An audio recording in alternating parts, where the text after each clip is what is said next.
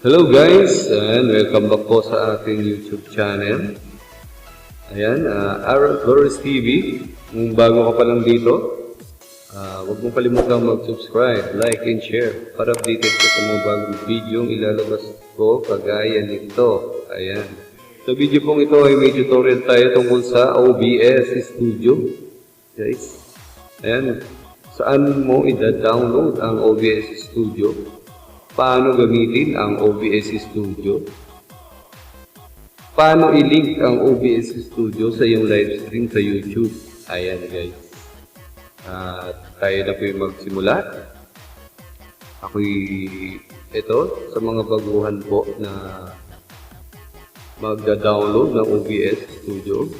Ayan, type nyo lang po OBS Studio guys. Ayan, punta po tayo dito sa OBS free download software. Ayan. Ayan. Download nyo lang po yan. Free lang po yan, guys. Ayan. Pili lang po kayo sa inyong mga computer kung Windows ba gamit nyo or Mac or iOS. Ayan. Download nyo lang po yan. Madali lang po yan install. Tapos tayo mag-start na po dahil meron na po akong maka-download na OBS Studio. Ayan, click ko lang po yung OBS Studio ko guys. Ayan. Ayan na po yung mismong OBS Studio natin. Ayan. Ayan po siya. Ito po isa sa screencast. Sa aking screen recording. Ayan po. Sa mga bago po sa OBS. Ayan po siya. Ito po yung sa mic. At yung audio ng desktop. Ayan.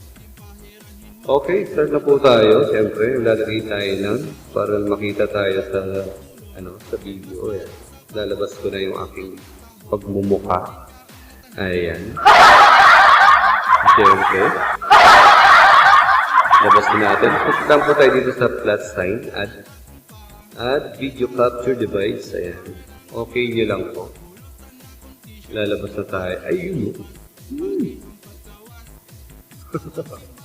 Tapos, okay na yan. Okay na siya. Ayan. Gusto nyo siyang palakihan, or palitan, or sa inyo gustong humarap. Ayan. Pwede po yan. So, ako ganito lang kalaki. Gusto ko yan. Para lang, ayan. Kita nyo po. Ayan. Ayan. Tapos, siyempre, para hindi nyo siya magalaw, ilak nyo na po yan. Ayan.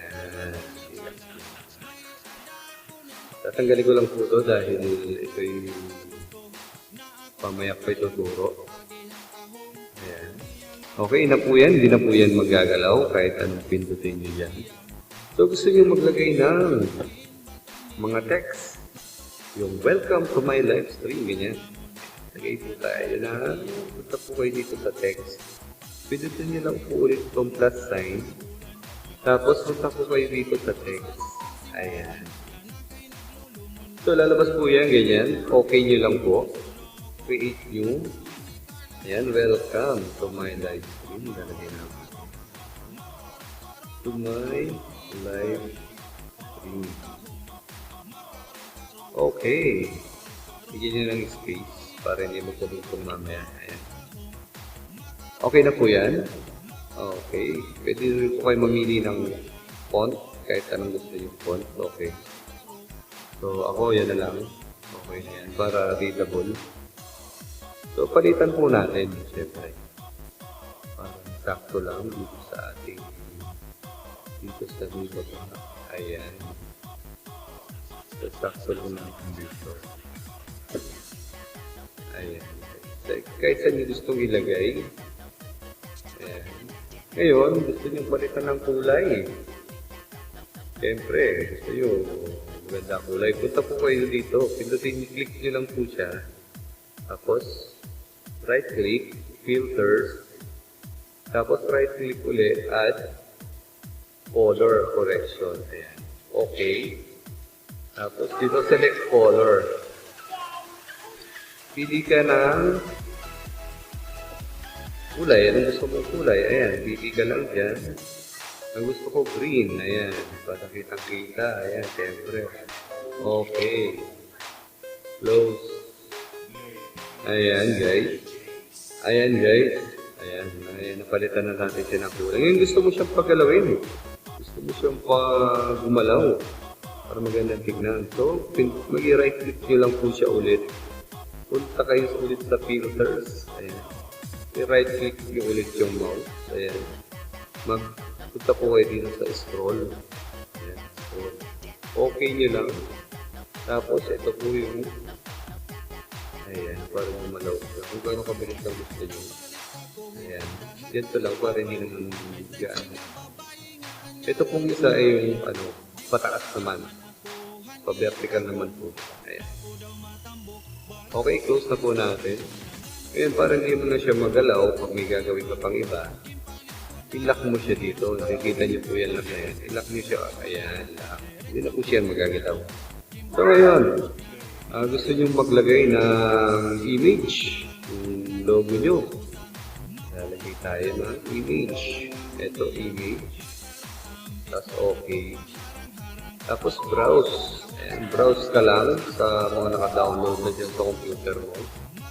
Ayan, pili ka lang dyan. Ito na lang natin lalagay. Ayan, guys. Okay. Ngayon, palitan natin. Para sakto lang dito sa taas ng video ko. Ang camera ko, ayan. Ito ko na lang siya ilalagay. Okay po, kung anong gusto yung style ng gustong gawin mo. At so yung mga frame ko, may nada-download ng mga frame. Ayan. Ayan, lagay natin. Ayan, pagka natin. I-transform natin siya para maganda. Stretch to screen na yan. Para pag pinalitan, maganda tingnan. Para sakto dito sa ating video. Ayan po guys. I-light ko lang yan. Ayun o. Ayan na siya guys. I-lock na natin siya ulit para hindi na magalaw. Ngayon, gusto mong i-flex yung bahay ng iyong subscriber or member, mag-add ka lang po ulit ng window capture. Ayan, okay. Okay lang po tayo dyan. And pili ka lang dito. Kung meron ka nang naka-open na window, lalabas po yan dito. Dahil ako meron na naka-open, ayan. Yung aking upload na mukbang adobo, ayan, makikita niyo po dyan. Okay nyo lang. Okay nyo lang siya. Tapos, ayan, palitan lang po natin, guys. Para sakto lang dito sa ating screen. Hindi ito masyadong malaki. Ayan. Okay. Ayan. Ayun, para may play mo siya, punta ka doon sa mismong browser. Play natin siya ngayon, guys. Ayan. Ayan na po siya, guys. Kita nyo naman. Ganyan lang. Tanggalin po natin ulit yung pagkalak para maayos natin. Nalakyan po natin siya. Okay. Tensya na. Medyo nanibago lang. Ngayon, ilak mo ulit. Ilabas mo yung ayan. Saka mo i-play. Ayan. Okay. Ngayon, pag tinanggal mo yan, ayan, nandiyan pa rin siya. Okay.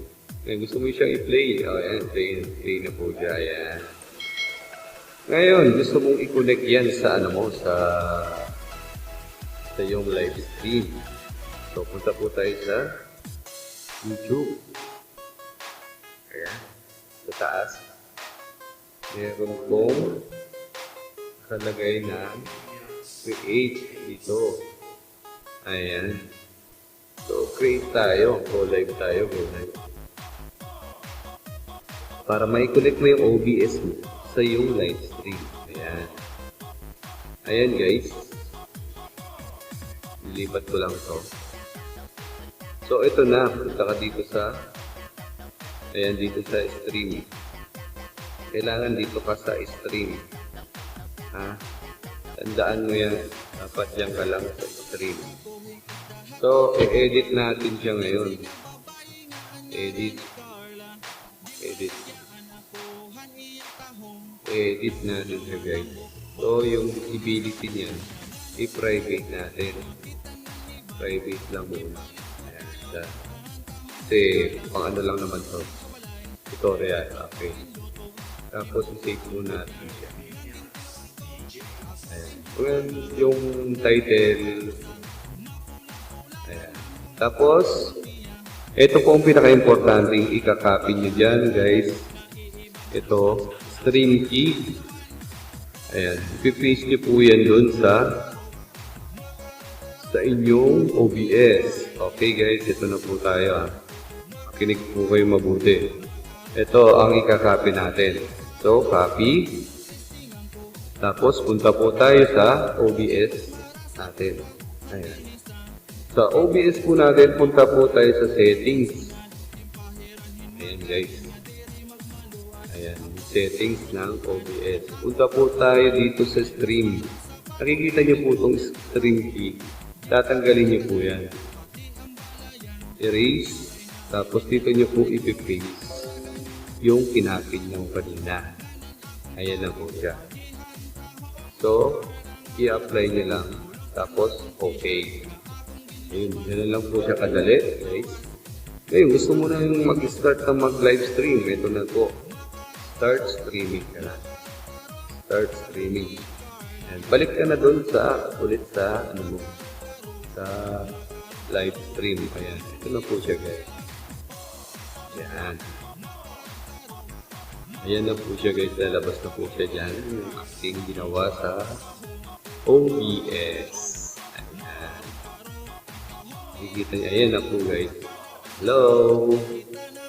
Ayan. Diyan na po tayo. Ayan na po yung ating ginawa sa live streaming. Ayan. So, balik na po tayo doon sa OBS natin. Teka, tayo po natin lumabas dito. Hindi mabagal yung ating internet. Ayan. Ayan na po siya guys. Ganun lang po siya kasimple. At ganun lang kadali. Okay? Hanggang sa muli. At hanggang dito na lang po. Sana may natutunan kayo sa aking tutorial ngayon.